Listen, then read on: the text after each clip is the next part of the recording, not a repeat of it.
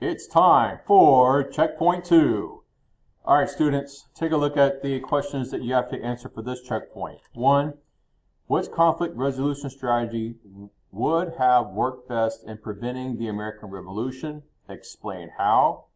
Second question, which conflict resolution strategy would have been the least effective in preventing the American Revolution, and why, or explain how? Okay, so these are the two questions that you're going to have to write a paragraph for each.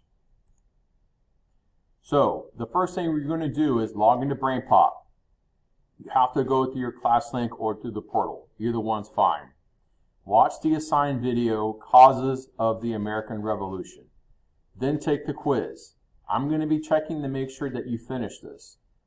And then complete the challenge. Okay, so there's 3 things. Watch the video, Causes of the American Revolution, take the quiz, and complete the challenge. 1, 2, 3 things. Go ahead and stop here and go do that. And when you come back, you can pick up on this slide here. Okay, so go do that. Welcome back.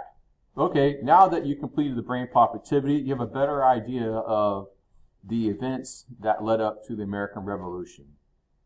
Okay, what I want you to do now is go to your platform. And I want you to go to the resource called Conflict Resolution Group Task Card. It's in Checkpoint 2 Resources. Then click on Resource 1, Conflict Resolution Strategies We All Use. Okay, so that's going to look like this document right here. All right, guys. What you need to do is familiarize yourself with these 1, 2, 3, 4, 5 conflict resolution strategies. We all face conflict in our lives all the time with ourselves, our friends, and our family. And we all deal with it in different ways. Some of us avoid it. Some of us are competitors where there has to be somebody who wins. Some people are accommodating, where one party gives in to the other. You kind of let the other guy win. Some people are collaborating, where it says here collaborating is a method used when people are both assertive and cooperative. And then there's compromising. Compromising with both people have to give up something. Collaborating is when people get what they want without giving up anything. Okay, so let's go back to our PowerPoint. So read the strategies: avoiding, competing, accommodating, collaborating, and compromising. Let's go over these one more time. We have avoiding. Avoiding is when people just ignore or withdraw from the conflict. 2 is competing. Competing is when somebody wins, another person loses. It's a win-lose. 3, accommodating. It's the same thing as a win-lose, except one person just gives in. The difference between competing and accommodating is that when you compete, everybody's competing to win, and there's a clear winner. Accommodating is when one person gives in to the other person, lets them win. And then we have collaborating. Collaborating is when everybody gets what they want and everybody wins. Nobody has to give up anything. Compromising is when you have to give up a little to get what you want. So like in this picture, we have what you want, what they want, and is in the middle is what you both need. So you don't get everything what you want, you get some. All right, so for this checkpoint, you're going to write 2 paragraphs. 1, which conflict resolution strategy would have prevented the revolution? 2nd, which conflict resolution strategy would have not prevented the revolution? So remember, in each paragraph, state which conflict resolution strategy would work and would not. Explain why the strategy would work and would not. Use historical examples for facts and quotes to support it. So, for the first question, which conflict resolution strategy would have worked best in preventing the American Revolution? Explain how. Question 2, which conflict resolution strategy would have been the least effective in preventing the American Revolution, and why, or explain how?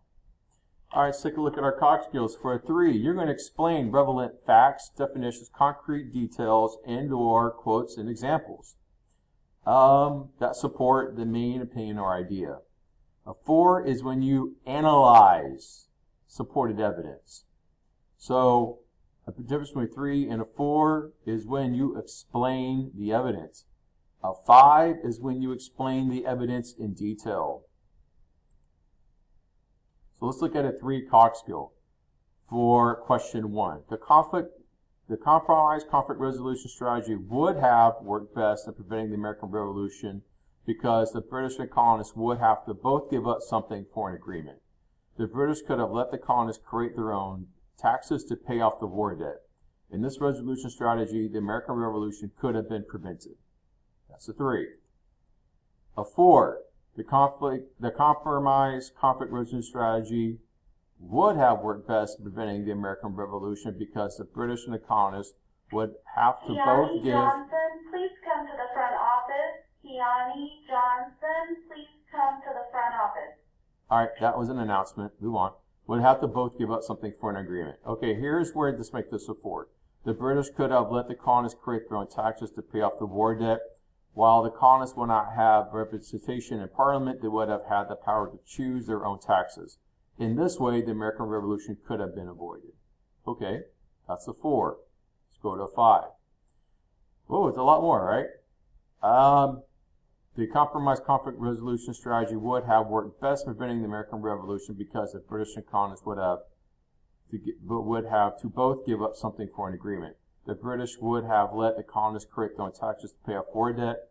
While the colonists would not have representation in Parliament, they would have had the power to choose their own taxes through the legislative assemblies. The king receives money to pay off war debt, and colonists have taxation with representation.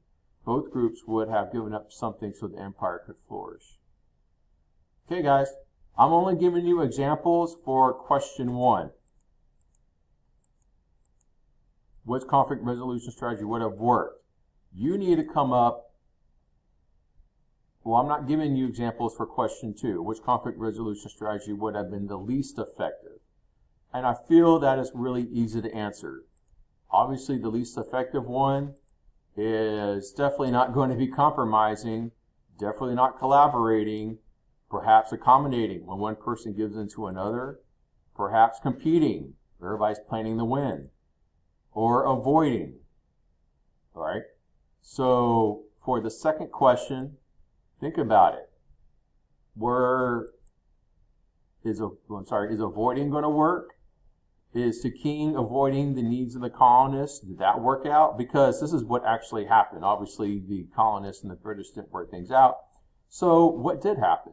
It looks like the colonists were demanding things from the king, and the king just avoided the colonists. He's like, sorry, I'm not going to give you representation in Parliament. Or what about competing? You can also say this is what happened. The colonists wanted their way, and the king wanted his way, and they were both not willing to see the other side's point of view or come to a compromise. Or even accommodating. I don't think this happened at all because neither side gave in to the other side. So you get to choose either between avoiding or competing for question 2, which is which conflict resolution strategy would have been the least effective? Okay. And obviously, guys, this one's the easiest one to answer because this is what really happened. All right. I'm going to exit this now. This ends this presentation. If you have any questions, let me know.